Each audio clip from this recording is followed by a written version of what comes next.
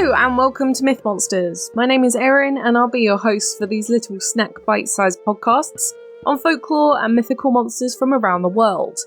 These podcasts focus on the actual cryptids, folklore and mythic monsters from global mythology, rather than focusing on the full stories of heroes and their big adventures.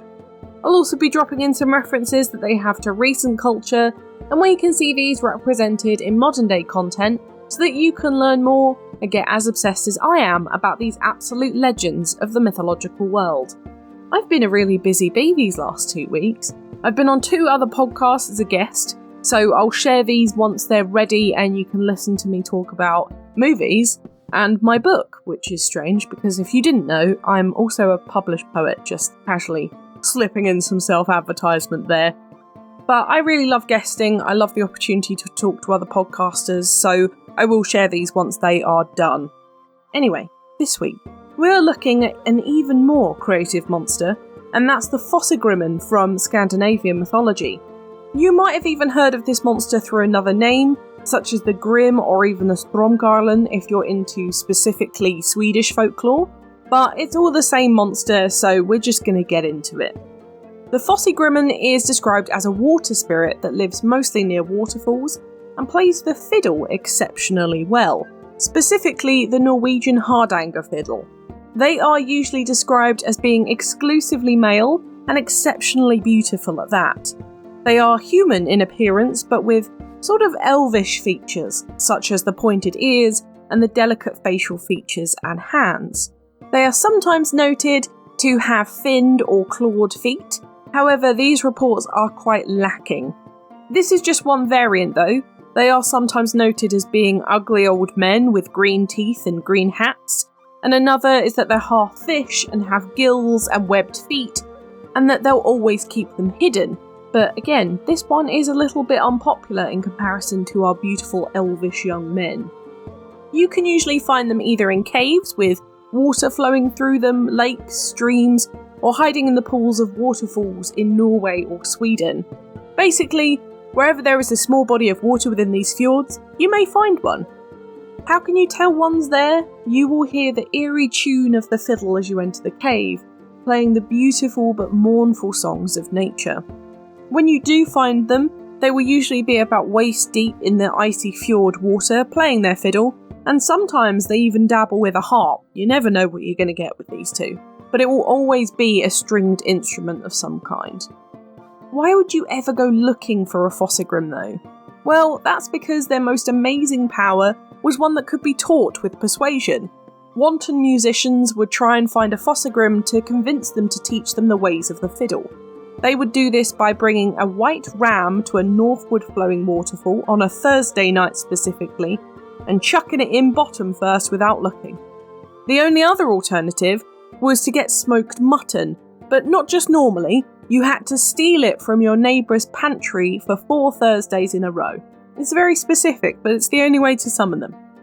If you provided enough meat on the bone, the Fossegrim would emerge and run your hand over the strings of your instrument until they bled, giving you the supernatural ability of fiddle playing like a god, with 11 variations of tunes. Why 11? We're not sure, but we do know that the 11th is the most popular, and it's that every living thing must dance to it. If you didn't bring enough meat though, he would just teach you how to tune the instrument, but it's not an unhandy skill for a musician, I suppose. They are pretty chill creatures and will leave you alone for the most part if you're not looking for them, but if you are, you do have to summon it in these specific ways. You might also not go hunting for a Fossegrim, but end up trying to find one by hearing its tempting melody. Stories of the Fossegrim unfortunately end up with accidental drownings, where a person has followed the music to their watery grave to try and find the source. So no intentional harm being done, but harm nonetheless through this monster. Now, on to etymology. Fossegrim is Old Norse, and literally means waterfall lord. However, there are some debates on what the word grim means within this language and the regions that it was spoken in, but it usually equates to a higher societal male figure, so very Viking. However, in Sweden, they do have that other name, which is Stromgarlen, which means stream man, but I think both of them sum up what they are quite nicely. It's quite a good etymology this week. Nice, simple and to the point. Before we get into their history though, I'm going to stop us, because you might be thinking at this point, hey Erin, this sounds a bit like something you've done before. And it does. It sounds really like the Nixie or the Nokken, which you might remember as another Scandinavian water spirit, and I covered them right at the beginning of the podcast timeline. I also talked about the Fossegrim in there, but didn't call it anything but a Nixie, and that is totally on me. And actually the two are ridiculously similar, but the only difference is that they are the male and female variants of each other, which I clearly didn't find way back when, so I am sorry about that. I failed to mention this.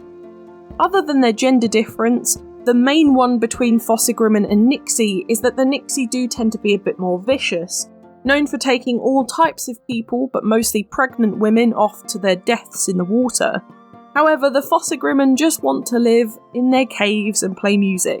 They don't really have any other agenda in relation to their female counterparts, and the deaths associated with them are mostly accidental. The biggest reason for these being merged into each other is because the Nixie can assume the look of the Fossegrim, obviously putting across this nice, benevolent creature where very much they are ready to take you off into the water, so that can be confusing too. Back to normal scheduling, in terms of history, it's interesting because neither of them have a set date where they started to emerge in folklore. We do know that the Nixie was mentioned in Beowulf, one of the oldest known texts to man, and is thought to be from around 700 to 1000 AD, making them pretty old, and it's not too far a stretch to think that the Fossegrim were around from the same time. The stories of the Fossegrim were mostly oral, so it's quite tricky to give references and find stories specifically on this one. However, it's not uncommon to see the Fossegrim in a situation like the Selkies from Scandinavia, where they would fall in love with a human who had heard their music. Then they would live with them until their need for the depths calls to them again, and they leave the human in mourning, whilst they dive about again in waterfalls.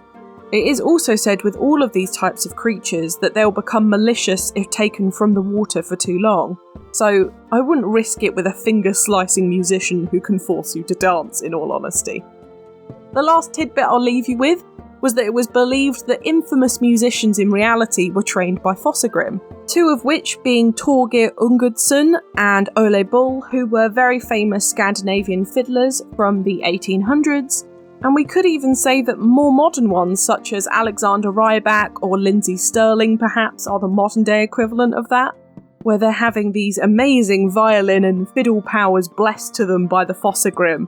It was also said that Niccolo Paganini, who was the most famous Italian violinist, was said to have sold his soul to the devil for his violin skills. So maybe it's a trend, maybe it's all mythological creatures blessing people with music, I don't know. Now we're going to move on to modern media now we've hit modern people. We only have a few this week, so please bear with me. I have tried to intertwine some from other water spirits as well, but I really was struggling to find stuff this week. For art, we have a few actual portraits of them, including Stromkarlen from 1884 by Ernst Josephson, and Fossegrimen by Niels Bergslien from the 1920s, which are both beautiful. I really recommend giving these a look. You can have a look for independent stuff this week, but honestly, I didn't find much. I went with the classics this week, so if you find something cool, good on you. In movies, we have Farkadden, Frozen 2, Fairy Tale, A True Story, The Adventures of Shark Boy and Lava Girl, and Barb and Star go to Vista Del Mar. For TV, we have Grimm, Winx Club, Legend Quest, Black Clover, Berserk, Eden Zero, Fairy Tale, H2O Just Add Water, Tidelands, and Mako Mermaids, a H2O adventure. And in video games, we have ones such as Rocky, Dark Age of Camelot, Tribes of Midgard, Dungeons & Dragons, RuneScape, Mythgard, Valheim, Pathfinder, and Unforgiving: A Northern Hymn. My book recommendation this week is Water, Selkies, Sirens and Sea Monsters by Rhonda Parrish, for some really great water-dwelling monsters, including the ones we have covered already. Or for more Norse mythology and monsters in a much lighter presentation, have a look at Norse Myths by Matt Roufs. But now it's time for Do I Think They Existed? Well, you know me and water monsters. It's always a tricky one for me to deny, as always, and you must know my reasonings by now. However, I have reflected back on what I said about Nixie a few years back now, and I agree with myself. The gist is, if you haven't heard it already, is that they are still a creature that dwells within Scandinavian water bodies, which are pretty deadly just to be in, and of course the Nixie very much tempts you into that environment as well and kills you that way. However, with this monster, I can see the reason and ambition behind going to find one, but it could also reflect a greed and taking the easy route rather than, practicing for ages, and then potentially drowning in the pursuit of that by accident. I can also see that some of these things are also worth it, and there are those real-life musicians who are believed to be taught by them and have produced some of the most amazing music, so maybe there is a chance, I don't know. I really like the idea of this musical genius living peacefully in a cave. It must be a great life, and I'm slightly jealous of the Fossegrimen, if anything. I actually bought a violin many years ago, and it still sits behind me as we speak at my desk. Have I ever picked it up and learnt it? No. Maybe I should go find a Fossegrim. Maybe that'll work. I will also say that in my Nixie episode, I said that I think people are crazy for swimming in Scandinavia.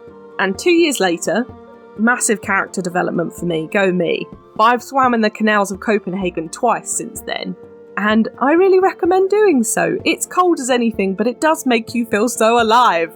But it is nice to be able to reflect back on older episodes and see some kind of growth within my own character, and I hope you're on board with this journey too. I'm learning things as well here.